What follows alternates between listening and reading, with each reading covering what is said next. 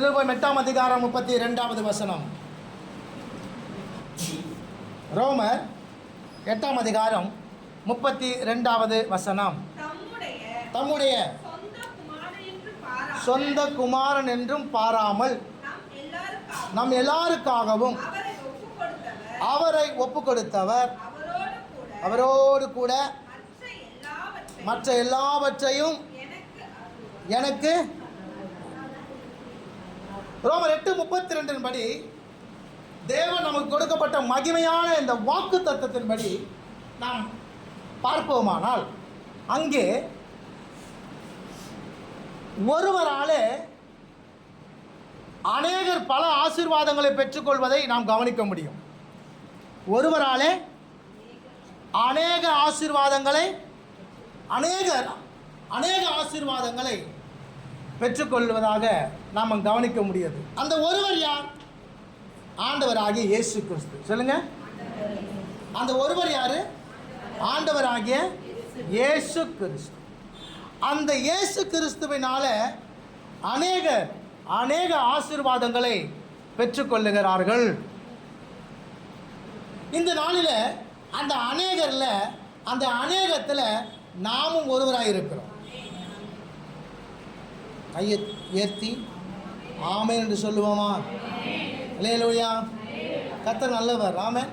School படிக்கிற காலத்தில் தான் அந்த விசிலை வச்சுட்டு பிடி மாஸ்டர் அந்த விசிலை அடித்த உடனே தான் கை உயர்த்தப்படும். இல்லைன்னா அது வரைக்கும் நம்ம அதெல்லாம் கடந்து வந்துட்டோம். ஆமென். அல்லேலூயா. அதெல்லாம் என்ன பண்ணுறோம்? கடந்து வந்துட்டோம். நல்ல ஒரு காரியத்தை நன்றாக புரிந்து கொள்ளுங்க.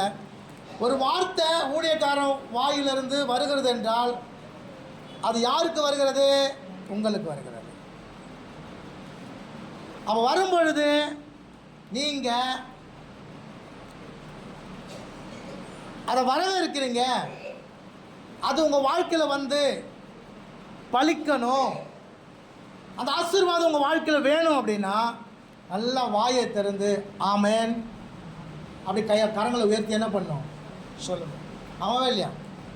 2 கரத்தை தட்டுனா, 2 கரத்தை உயர்த்தினா அதுக்கு என்ன அர்த்தம்?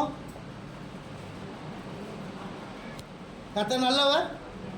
2 கையை உயர்த்தினா என்ன அர்த்தம்னா ஏதோ ஒரு ஆபத்தில் இருக்கிற, ஸோ உனக்கு உதவி தேவைப்படுதுன்னு அர்த்தம். அல்லேலூயா. அப்போ உனக்கு உதவி செய்ய என் இயேசு வருவார். அம்மாவா இல்லையா? தண்ணியில் விழுந்துட்டாங்க, அவனை காப்பாற்ற யாரும் இல்லை. அவங்க என்ன பண்ணுவாங்க? 2 கையை என்ன பண்ணுவாங்க? அப்போ தான் மேலே இருக்கிற ஹெலிகாப்டரில் போகிறவனுக்கு அல்லது அந்த பக்கம் வரவனுக்கு என்ன பண்ணும் தெரியும். ஒரு கையை நீ உயர்த்தினா என்ன அர்த்தம்னா ஒப்புரவாகிற அந்த வார்த்தைக்கு உன்னை உடன்படுத்துறன்னு அர்த்தம். அல்லேலூயா. கர்த்தர் நல்லவர். அப்போது நீங்கள் கர்த்தருடைய வார்த்தை வரும்பொழுது சொல்லுங்கள், நீ 2 கையை உயர்த்தினா நீ ஏதோ மாட்டினுங்கிறன்னு அர்த்தம். ஒரு கையை உயர்த்தினா அப்படின்னா இங்கே கொடுக்கப்படுற வார்த்தை, இந்த வார்த்தைக்கு உன்னை அர்ப்பணிக்கிற அர்த்தம். நீ அர்ப்பணிக்கும் பொழுது அது உன் வாழ்க்கையில் வந்து சேரும். என்ன அப்படின்னா அடுத்தது நீ என்ன செய்வ? 2 கரங்களையும் தட்டுவ. அப்போ என்ன? விடுதலை ஆயிட்டேன்னு அர்த்தம். ஆமென். ஸோ அதனால் வாயை நல்லா திறந்து கையை உயர்த்தி ஆமென் என்று சொல்லுங்கள். ஆமென். கையை உயர்த்தி என்ன பண்ணுங்க? ஆமென். அப்போது ஒரு நபரால் அநேக ஆசீர்வாதங்களை பெற்றுக்கொள்ளுகிறார்கள். அந்த ஒரு நபர் ஆண்டவராகிய இயேசு கிறிஸ்து. அல்லேலூயா. இந்த நாளில் வந்து இருக்கிற நாம் அந்த ஒருவராலே அநேக ஆசீர்வாதங்கள் நாம் பெற்றுக்கொள்ள போகிறோம். ஆமென். ரோமர் 8:32 அவரோடு கூட எல்லாவற்றையும் எனக்கு கொடுக்கிறது. அல்லேலூயா. அந்த எல்லாவற்றையும் என்பது எல்லாமே அதில் அடங்கிறது. இதுதான் அதுதான் இல்லை, எல்லாமே அடங்கிறது.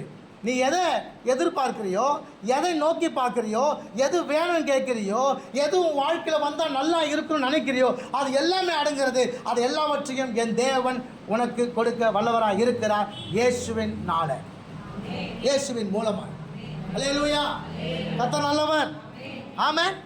சோதரம். அதில் ஒரு காரியம் தான் இன்னைக்கு நாம பார்க்க போகிறோம். என்ன அப்படின்னா 2 சாமுவேல் 5ஆம் அதிகாரம் 24வது வசனம். 2 சாமுவேல் 5ஆம் அதிகாரம் 24வது வசனத்தை நாம் வாசிக்க கேட்போம். செல்லுகிற இறைச்சலை நீ கேட்கும் பொழுது சீக்கிரமாய் எழும்பி போ. அப்பொழுது பெலிஸ்தரின் பாளையத்தை முறியடிக்க கர்த்தர் உனக்கு முன்பாக புறப்பட்டிருப்பார். அல்லேலூயா.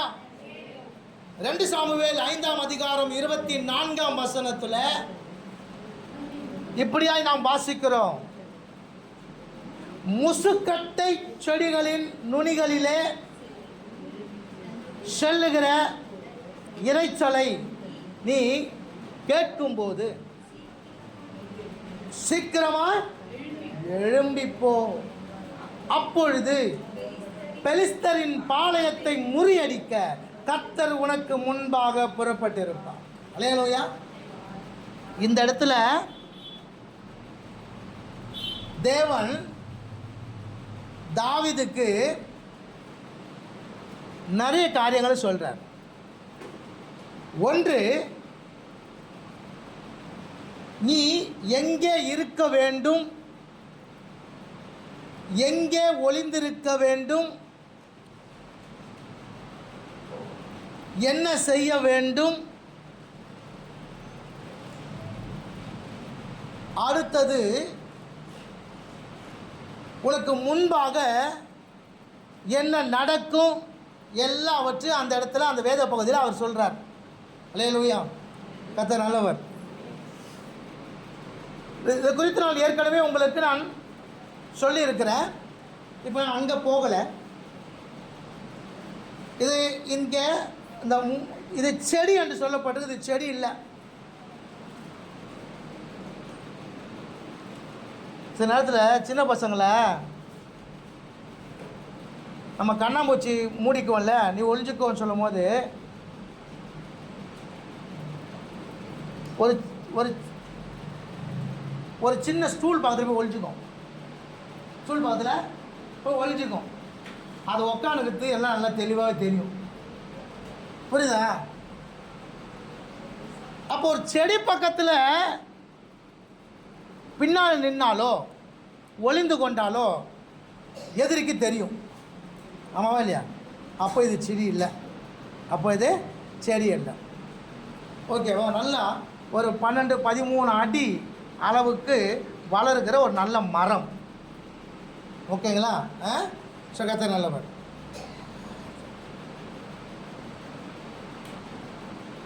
சத்துருவினால துரத்தப்படும் பொழுது, தான் சவுலினாலே துரத்தப்படும் பொழுது தன் உயிரை காப்பாற்றிக் கொள்ள இவன் பெலிஸ்தனுடைய பாளையத்துக்கு போகிறான். போகும் பொழுது ராஜாவாக தான் இருக்கிறான். தாடிலாம் வளர்த்துக்கிட்டு அப்படியே எச்சில் ஒழுகிட்டு அப்படியே கைவிட்டா மாதிரி அப்படியே பித்து படித்த பைத்தியம் முடிச்ச மாதிரி கதவு ஒருத்தர் இருக்கிறான். அப்படி இருக்கிற அவனை கூப்பிட்டு அவனுக்கு அடைக்கலம் கொடுக்குறாங்க. என்ன பண்ணுறாங்க? யார்? பெலிஸ்தர் அடைக்கலம் கொடுக்குறான். இப்போ என்ன நடக்குது தெரியுமா? அந்த 2 சாமுவேல் 5ஆம் அதிகாரம் 1ஆம் வசனத்தை நீங்கள் கவனிக்கும் பொழுது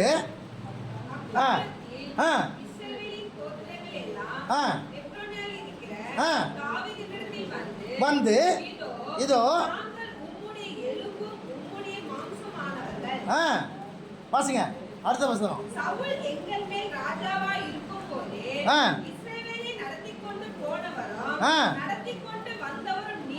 நீரு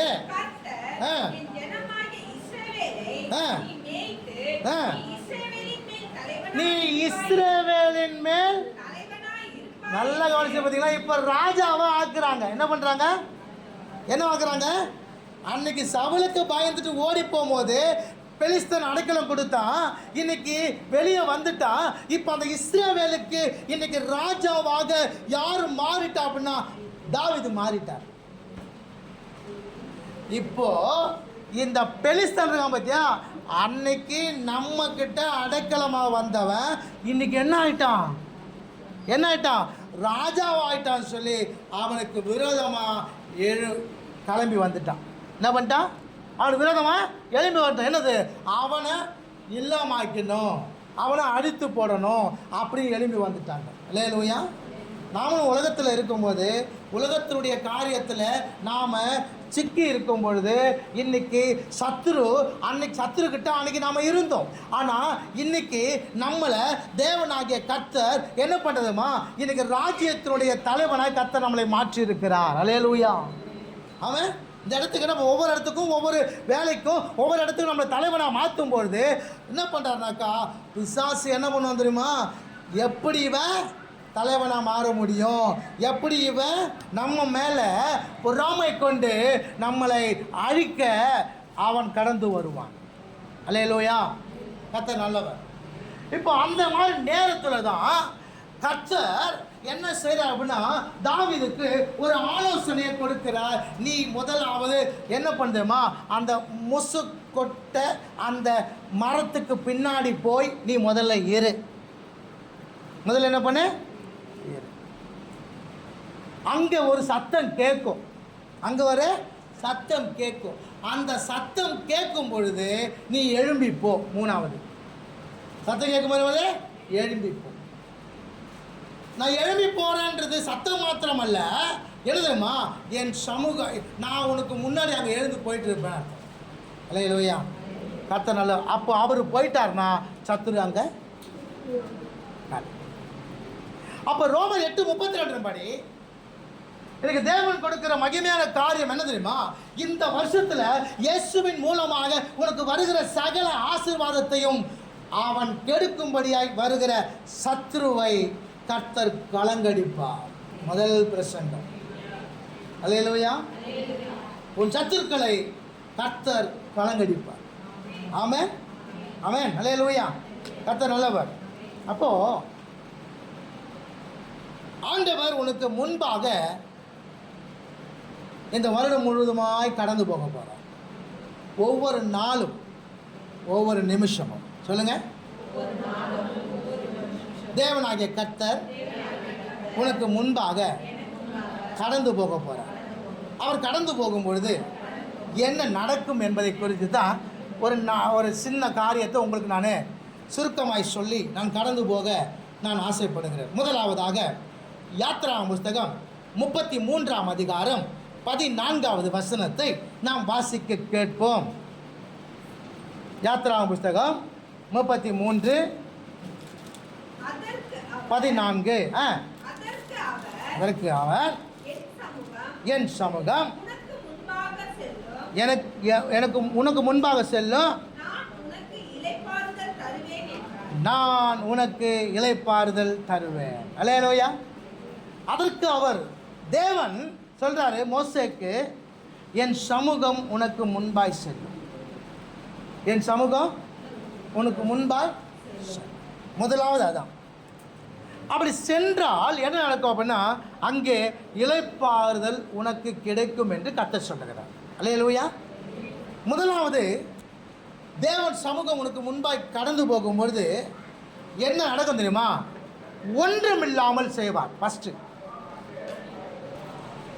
என்ன ஒன்றுமில்லாமல் செய்வார் அப்படின்னா, நீங்க பார்த்திருக்க கூடும், இப்போ ஒரு நல்ல பதவியில் இருக்கிற ஒருவர் ஒரு இடத்துலேருந்து இன்னொரு இடத்துக்கு கடந்து போகும் பொழுது கிட்டத்தட்ட முன்பாகவும் பின்பாகவும் ஒரு 10 கார் போகும். சல் சல் சல் சல் சல் போகும். பார்த்துருக்கீங்களா இல்லையா? ஆமாவா இல்லையா? இல்லை ஆமாவா இல்லையா சொல்லுங்க. பார்த்துருக்கீங்க. இந்த காருக்கு போகிறதுக்கு முன்னாடி ஒரு காரு நிறைய ஒயர் வச்சு துப்பாக்கியோட போவாங்க. முதல்ல அவங்க தான் போவாங்க, செம்ம ஸ்பீடாக போகும். அந்த காரில் அல்லது ஜீப்பில் என்னதுமா இருக்கும், ஜாமர் என்ற ஒரு மிஷின் இருக்கும். என்னது? இந்த கார் எதுக்கு போகுது, இந்த ஜாமர் மிஷின் எதுக்கு போகுது அப்படின்னா, இந்த அதிகாரம் வர்றதுக்கு முன்பாக யாராவது ஏதாவது செய்து வைத்திருந்தால், பாம் மற்ற காரியங்கள் இல்லை போராட்டம் நடத்துறதுக்கு மற்ற எந்த காரியங்கள் ஏதாவது நடத்துறதுக்கு முன்னாடி கூடு இருந்தாக்கா, இந்த ஜாமர் மிஷின் முன்னாடி போகும்போது அது எல்லாவற்றையும் ஒன்றும் இல்லாமல் செய்துவிடும். அல்லேலூயா, அல்லேலூயா. கர்த்தர் நல்லவர். அதே போல தான்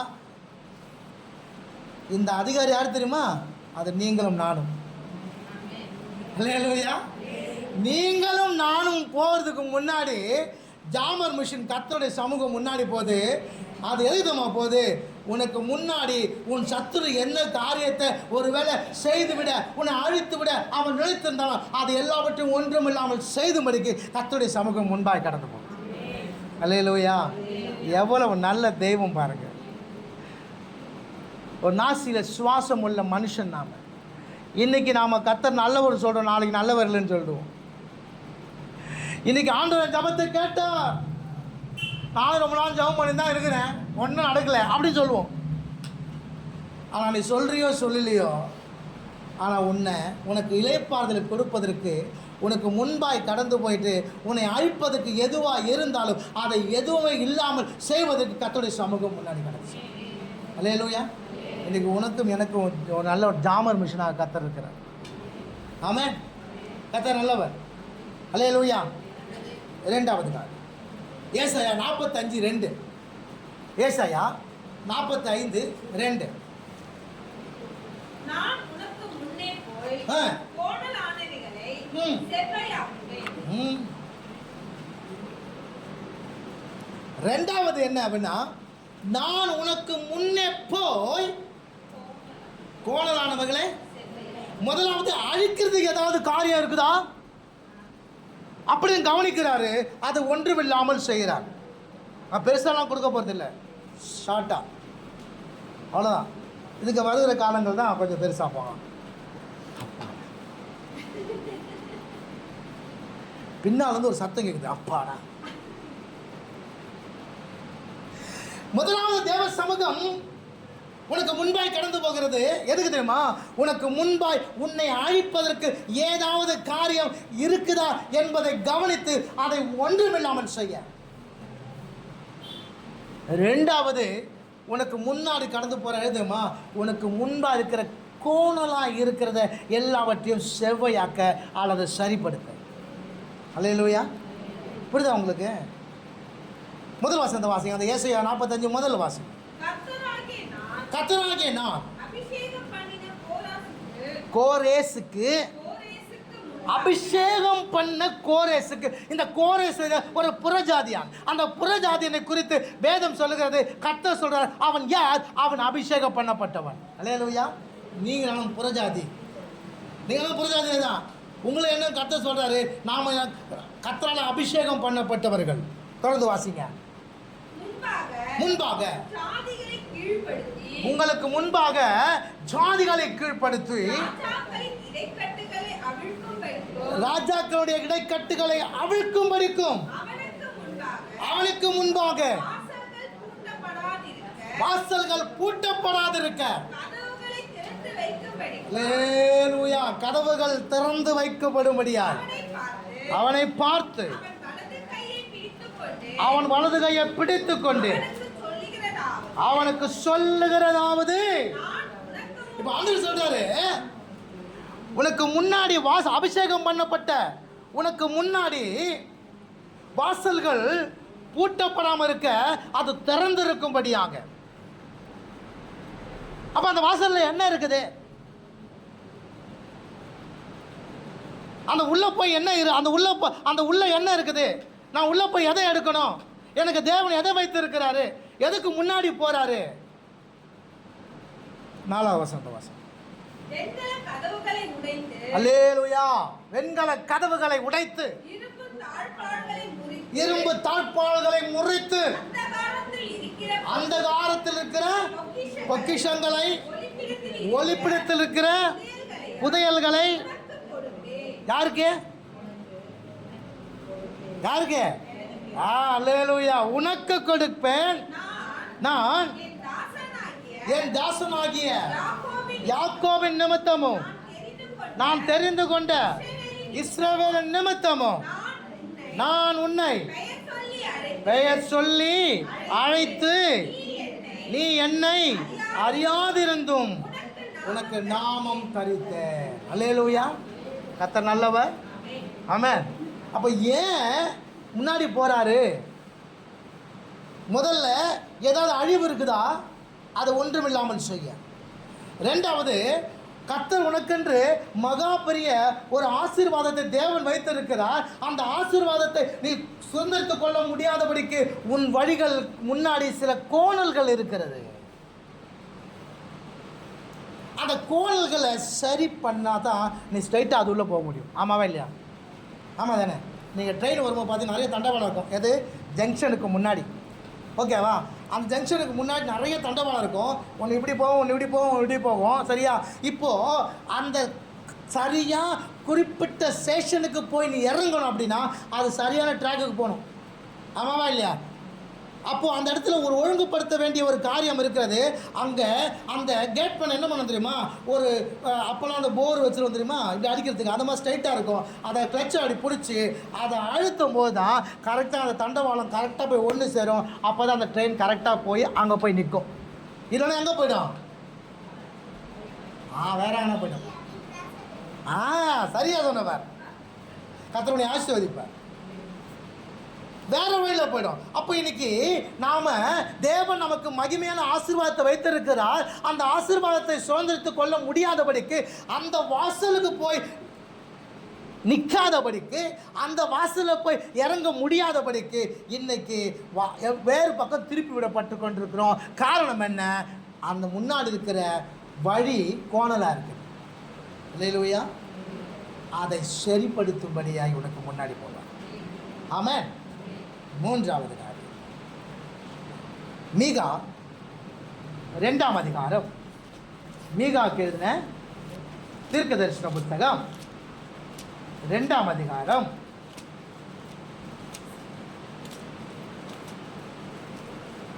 13ஆம் வசனத்தை வாசிக்கலாம். தடைகளை நீக்கி போடுகிறவர் அவர்களுக்கு முன்பாக நடந்து போகிறார். அவர்கள் தடைகளை நீக்கி வாசலால் உட்பிரவேசித்து கடந்து போவார்கள். அவர்கள் ராஜா முன்பாக போவார். கர்த்தர் நல்லவர். வாசிக்கும் பொழுது அதை நிறுத்தி நிதானமாக வாசித்தாதான் உங்களுக்கு அதனுடைய உண்மையான அர்த்தம் புரியும். சரியா? இல்லைன்னா புரியாது. இப்போ நான் வாசிக்கிறேன் பாருங்கள், உங்களுக்கு புரியும் பாருங்கள். தடைகளை நீக்கி போடுகிறவர் அவர்களுக்கு முன்பாக நடந்து போவார். இப்போ இந்த அவர்களுக்கு முன்பாக அப்படின்னாக்கா எனக்கு முன்னாடி, என் ஜனத்துக்கு முன்னாடி, அப்படி நீங்கள் புரிந்து கொள்ளணும். ரெண்டாவது, அவர்கள் தடையை நீக்கி, அப்படி வாசிக்கணும். அவர்கள் நிறுத்திட்ட அப்படின்னா அர்த்தம் புரியாது. அவர்கள் தடைகள் நீக்கி, யாருக்கெல்லாம் என்னென்ன பிரச்சனை இருக்குதோ, எதை சுதந்திரிக்க முடியாமல் இருக்குதோ, எதெல்லாம் பெற்றுக்கொள்ள முடியாமல் தவிக்கிறாங்களோ அவர்களுக்குடைய தடை. அவங்க வாழ்க்கையில் ஒரு தடை இருக்குது. இப்போ கானான் தேசத்துக்கு போக முடியாதபடிக்கு எரிகோ தடையாக இருந்துச்சு. செங்கடல் தடையாக இருந்துச்சு. யோர்தான் தடையாக இருந்துச்சு. இந்த தடையெல்லாம் கர்த்தர் என்ன பண்ணார்? முன்னாடி போய் என்ன பண்ணார்? அகற்றினார். இல்லையா?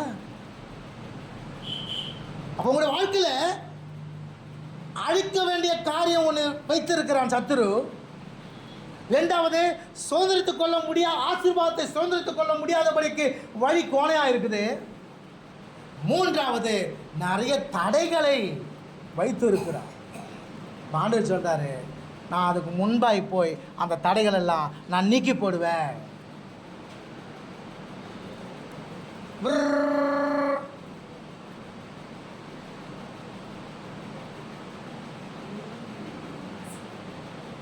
அல்லேலூயா, ஆமென். தடைகளை நீக்கி போடுவார்னாக்கா அப்படியே உட்காந்துக்குது. கவனிங்க, தயவு செய்து கவனிங்க, என்ன சொல்கிறேன்னு கவனிங்க. அதை கவனித்து அதை நீங்கள் அதை ஆமேன், அதை விசுவாசிக்கிறேன், அப்படியே ஆக கடவுது அப்படி நீங்கள் சொன்னாதான் அது உங்கள் வாழ்க்கையில் வந்து பலிக்கும் பலிக்கும் பலிக்கும். அப்போ கூட ஒன்று ஆமேன் சத்தமாக கேட்ச்சு, ஒன்று ஆமேன் பிள்ளை கேட்ச்சு. அல்லேலூயா. திரும்ப சொல்லுகிறேன், உன் வாழ்க்கைக்கு முன்பாக கடந்து போகிறார். எதுக்கு அப்படின்னா, ஏதாவது அழிவு இருக்குதா, உன்னை அழிக்கும்படியா எந்த காரியங்கள் இருக்குதா என்பதை கவனிக்கும்படியா ஒரு ஜாமர் மிஷனாக கர்த்தர் போகிறார். ரெண்டாவது, அவர் எதுக்கு போறார் அப்படின்னாக்கா, உனக்கு தேவன் பல ஆசீர்வாதங்களை வைத்திருக்கிறார். அந்த ஆசீர்வாதத்தை சுதந்திரத்துக் கொள்ள முடியாதபடிக்கு உனக்கு முன்பாய் இருக்கிற வழிகள் கோணலாக இருக்கிறது, அதை சரியாக்கும்படியாக போறார். மூன்றாவது, அதை நீ சுதந்திரத்துக் கொள்ள முடியாதபடிக்கு உனக்கு முன்னாடி நிறைய தடை கற்களை வச்சிருக்கான், தடைகளை வச்சிருக்கிறான். அதையெல்லாம் நீக்கு போடும்படியா என் இயேசு முன்னாடி போறார். அல்லேலூயா. கர்த்தர் நல்லவர். அப்போ எவ்வளோ நல்ல தேவன் பாருங்க. அப்போ என்ன புரிந்து கொள்ளணும், எனக்கு முன்னாடி ஒரு அழிவை சத்துரு வைத்திருக்கிறான், எனக்கு முன்னாடி பாதைகள் சரியாக இல்லை, எனக்கு முன்னாடியே தடைகள் இருக்கிறது அப்படி என்றதை நீ உணர்ந்து கொள்ளணும். இன்றைக்கி இந்த 2025 ரோமர் 8:32 படி நீ கர்த்தராலே நீ அவரால் நிறைய ஆசீர்வாதங்களை பெற்றுக்கொள்ள வேண்டும் என்று சொன்னால், எனக்கு முன்னாடி என்னென்ன இருக்குது முதல்ல புரிஞ்சாதான் அதெல்லாம் நீ பெற்றுக்கொள்ள முடியும். ஆமென். அல்லேலூயா. நீங்கள் தாசில்தாரை பார்க்கணும், டேரக்டாக போய் பார்த்துட முடியுமா? சில ப்ரொசீஜர் இருக்குல்ல, என்ன பண்ணணும் ஏது செய்யணும் அதெல்லாம் தெரிஞ்சாதான் நீ என்ன பண்ண முடியும். அதே போல தான்